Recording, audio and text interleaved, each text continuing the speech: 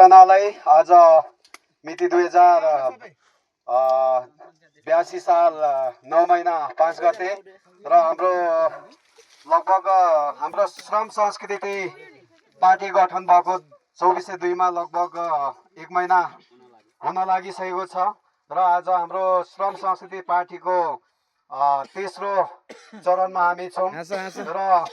यहाँनिर अब थुप्रै कुराहरू छ। यहाँनिर आज थुप्रै साथीहरू आएर के अरे श्रम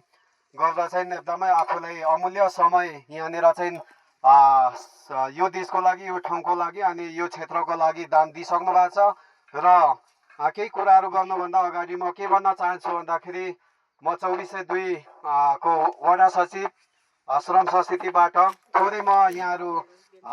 भिजुअलाइज गर्दै हुनुहुन्छ। यो संसारभरि पुगोस्, संसारभरिको नेपालमा रहेर बस्नुहुने हाम्रो आदरणीय दाजुभाइ तथा दिदीबहिनीहरू सम्पूर्णमा पुगोस् र म यो जानकारी गराउन चाहन्छु कि अहिले हाम्रो देशमा एकदमै यो देशलाई ठुलो दुर्दशा अनि एकदमै ठुलो बिमार लागिरहेको छ। यस्तो खालको बिमार हो कि जुन चाहिँ हामीले सानोतिनो अपरेसन गरेर सक्ने एउटा अवस्था छैन। एकदमै ठुलो मेजर अपरेसन गर्नु